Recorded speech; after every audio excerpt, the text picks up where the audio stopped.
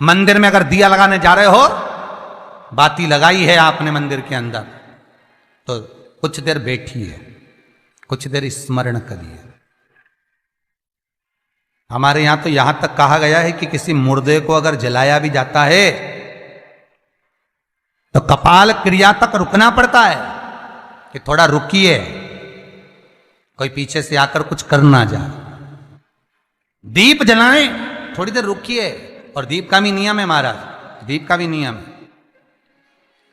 दिए में जो फूल बत्ती लगती है, गोल बत्ती लगती है, गोल वाली, ये बत्ती हमेशा कोई विष्णु भगवान की पूजन कर रहे हो, शिव जी की पूजन कर रहे हो, कोई अन्य देवता का अगर आप स्मरण कर रहे हो तो गोल बत्ती लगाई जाती है। भगवान के मंदिर में पूजन कर रहे हो तो गोल बत्ती लगाएं।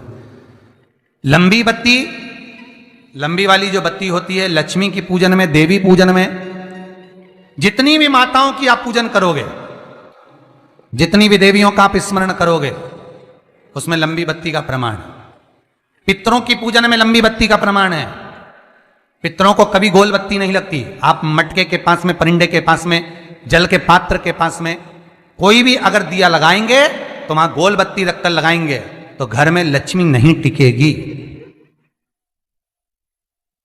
कई लोग कहते हैं कि परिंडे के पास, मटके के पास में, पानी के स्रोत के पास में जहां जल भरते हैं, हंडा रखते हैं, टंकी रखते हैं, वहां पर मटके के पास बत्ती लगाओ, दिया लगाओ, पितर शांत रहेंगे। तो पितरों को शांत करो, मना नहीं है, पर दिया लगाने का नियम है कि पितरों को अगर आप दिया लगा रही हो मटके के पास, परिंडे के पास, या अमावस्या के दिन पितरों के लिए अगर दीप लगा रही हो तो गोल बत्ती अगर लगाओगी तो कार्य कभी सफल नहीं होगा।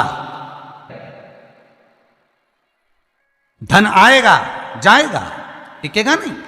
इसलिए पितरों के लिए अगर दिया लगाना है, पूर्वजों के लिए दिया लगाना है, पितरों के लिए अगर दीप लगाना है तो लंबी बत्ती लगाइए, लंबी बत्ती। महाराज, लंबी बत्ती का प्रमाण हमारे यहां शास्त्र करते, गोल बत्ती का प्रमाण। और सुंदर चरित्र कहा, यदि आपके जीवन में बहुत ज्यादा लक्ष्मी से तकलीफ है, कष्ट बहुत ज्यादा है, या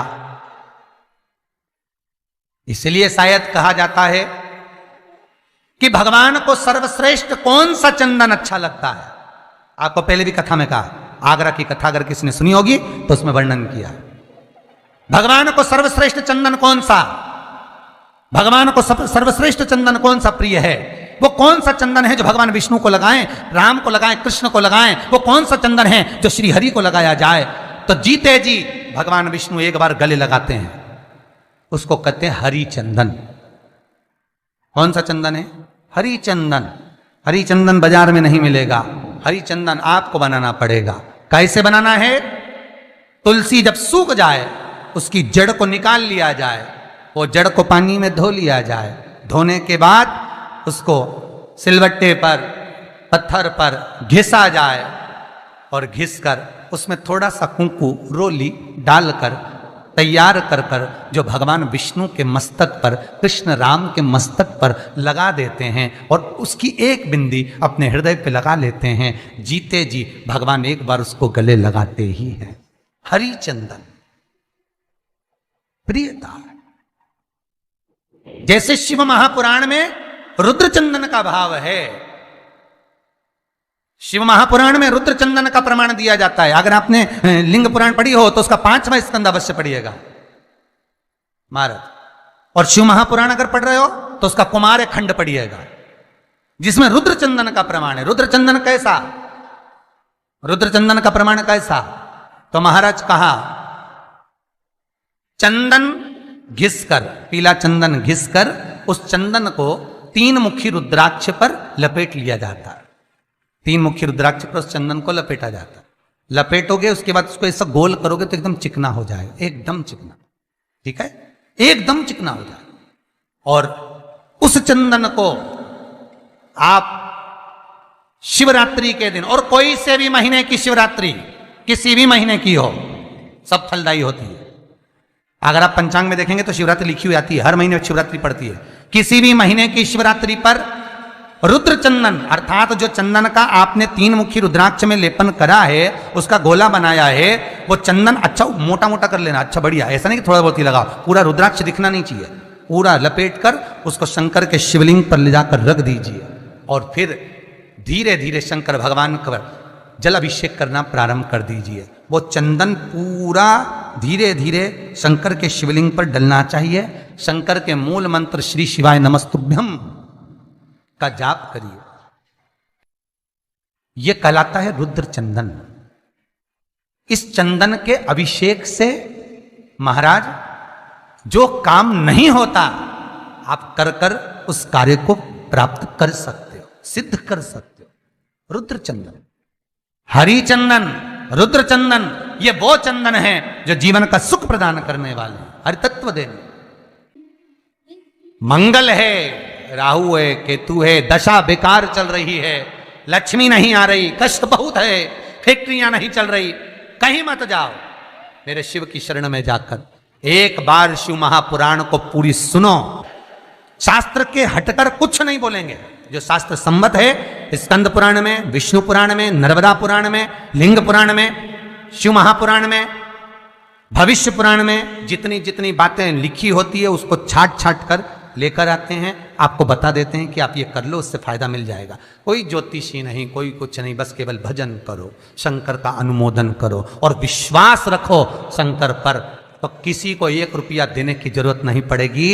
भजन करो, विश्वास शंकर पर रखना, जन्म मरण और परण वो देगा, सुख वो देगा, समृद्धि वो देगा। जिसके घर में बहु रिद्धि सिद्धि हो, जिसके घर में अमोद और प्रमोद पोते हो, जिसके घर में शुभ और लाभ दरवाजे पर बेटे बनकर विराजमान होते हो, जिसके घर में स्वयं अखंड सौभाग्य देने वाली पार्वती हो, जिसके घर में लक्ष्मी देने वाली लक्ष्मी बेलपत्र के पेड़ के नीचे झाड़ू लगाती हो, जो स्वयं सरस्वती को स्वर प्रदान करता है वो शंकर है। जब सब कुछ उसके पास में है, कुबेर का खजाना वो चोर को दे देता है, जब सर्वस्वता उसके पास है, तो आप इधर उधर डोलते क्यों हो? क्यों डोलो? उस पर विश्वास रखो। वो शंभु, वो शंकर, वो त्रिकालदर्शी, वो कैलाशी, वो अविनाशी सुख देगा, आनंद देगा। पाने का तरीका केवल उसको रिझाओ। जो मंदिर आपसे दूर हो, जिस मंदिर में कोई नहीं जाता, जिस मंदिर में कोई दिया तक नहीं लगाता, उस मंदिर में तुम जाओ और उस मंदिर में एक दिन जाकर प्रकाश कर कर आना, एक बार दिया जला कर आना, मंदिर की सफाई कर आना, शंकर जी पे जल चढ़ाकर उनको स्नान कराकर, कोई पत्ती पेड़ पौधे की पास में हो तोड़ के चढ़ाए आना। 2-4 बार कर कर देखना कितना शांति, कितना धीरज, कितना आनंद, कितनी समृद्धि, कितनी लक्ष्मी मिलती है। तुम करोगे तुम्हारा पेट भराएगा, हम करेंगे हमारा पेट भराएगा। स्वयं करिए। तो ब्रह्मलोक के देवता ब्रह्मा हैं, बैकुंठ के देवता भगवान विष्णु हैं, और मृत्यु लोक का अगर कोई देव है तो वो महादेव है, केवल शंकर, केवल शिव, मृत्यु लोक का देव। अभी एक विचार करो, तुम्हारे घर में अगर थोड़ी सी तकलीफ आई तो सबसे पहले अमेरिका में लड़का रह रहा वो आएगा क्या? पूना में बच्चे रह रहे हैं वो आएंगे क्या? इंदौर में बेटी रह रही वो आएगी क्या? उज्जैन में कोई रह रहा है वो आएगा क्या? सबसे पहले वो आएगा जो तुम्हारे घर के पास होगा या घर के करीब में होगा, बिल्कुल लगा हुआ होगा या घर में होगा। अब आप कहां रहते हो? जितने लोग कथा सुन रहे हैं सही बताना, कहां रहते हो? पृथ्वी पर, मृत्यु लोक में रहते हो। और पुकार किसको रहे हो? ब्रह्मलोक में। पुकार किसको रहे हो? वैकुंठ लोक में। पुकार किसको रहे हो? इंद्रलोक में। और जो घर के घर में रह रहा है, जो तुम्हारे पास में रह रहा है, जो मृत्यु लोक में रह रहा है, उसको तो बुला ही नहीं रहा। कई लोग कहते हैं मृत्यु लोक। कई लोगों की आदत है, पड़ोसन को तो खूब चाय पिलाएंगे, पड़ोसन की काकी के तो